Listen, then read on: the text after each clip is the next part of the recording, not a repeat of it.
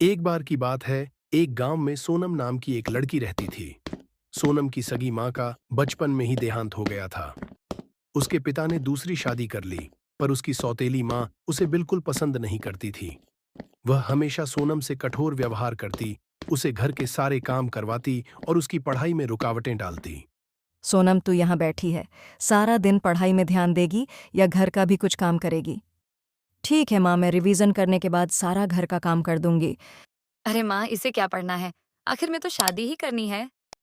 पढ़ाई से जिंदगी बदल सकती है और एक दिन मैं अपनी जिंदगी जरूर बदलूंगी। सोनम की बात सुनकर सौतेली माँ और सौतेली बहन दोनों वहां से चली जाती हैं। और कुछ देर बाद सोनम भी घर के काम करने के लिए चली जाती है।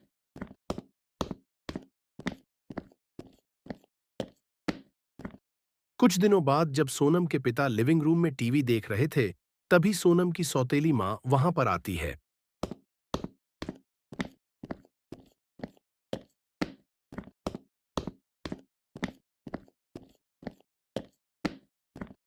सोनम की अब शादी की उम्र हो चुकी है। वैसे भी हम इतना नहीं कमाते हैं कि दो दो लड़कियों का खर्चा संभाल सके, तो तुम जल्दी से कोई लड़का ढूंढो और इसकी शादी कर दो। सोनम के पिता पहले कुछ सोचते हैं और फिर बोलते हैं। ठीक है, तुम कह रही हो तो मैं अभी मुंशी जी से बात करता हूँ और सोनम के लिए कोई अच्छा सा लड़का ढूंढता हूँ। कुछ दिनों बाद सोनम की रोहित नाम के लड़के से शादी हो जाती है, जो कि ज्यादा नहीं कमाता था और किसान था। कुछ दिनों बाद सोनम अपने कमरे में बैठी थी और अपने कलेक्टर बनने के सपने के बारे में सोच सोच कर दुखी हो रही थी। तभी कमरे में रोहित आता है और वह देखता है कि सोनम दुखी है, तो वह सोनम के पास जाकर बैठ जाता है। मैं सब जानता हूं।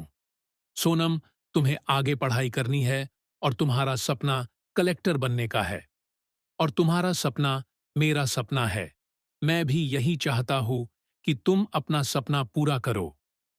हम लोगों के पास इतना पैसा नहीं है कि आप मेरी पढ़ाई का बोझ उठा सको। मैं नहीं चाहती मेरी पढ़ाई आपके ऊपर बोझ बने और आपको मेरी वजह से परेशानियां हो। यह तुम कैसी बात कर रही हो? आज के बाद मेरे सामने ऐसी बात मत करना। तुम मेरे लिए कभी भी बोझ नहीं हो। और हां, एक हफ्ते के बाद तुम शहर जा रही हो पढ़ाई करने के लिए। रोहित खेतों में दिन रात मेहनत करने लग जाता है और सोनम को शहर भेजकर पढ़ने के लिए पैसे जोड़ने लगता है। फिर वह एक हफ्ते बाद सोनम को पढ़ने के लिए शहर भेज देता है।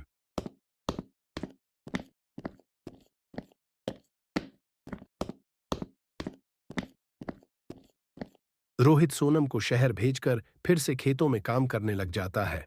और कुछ दिनों बाद गांव के अंदर एक नई चमचमाती गाड़ी आती है और उस गाड़ी से सोनम उतरती है।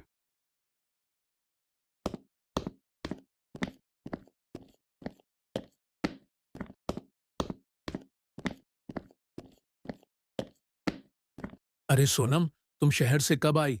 और यह चमचमाती गाड़ी किसकी है? यह चमचमाती गाड़ी और किसी की नहीं, हमारी है। मैंने सरकारी एग्जाम पास कर लिया और अब मैं कलेक्टर बन चुकी हूँ। आपकी वजह से आज मेरा सपना पूरा हुआ है, वरना अगर मेरी शादी नहीं हुई होती तो शायद मैं कलेक्टर नहीं बनती। मेरी सौतेली माँ ने मुझे कभी पढ़ने नहीं दिया था। यह खुशखबरी सुनकर रोहित खुशी से झूमने लगता है और बोलता है। बीते कल की पुरानी बातें याद करके कभी भी अपने मन को दुखी नहीं होने देना चाहिए। हमें अपने आने वाले कल के बारे में सोचना चाहिए। चलो घर चलते हैं, कलेक्टर साहिबा। उस दिन सोनम ने साबित कर दिया कि अगर तुम्हारे हौसले बुलंद हो तो तकदीर भी झुक जाती है।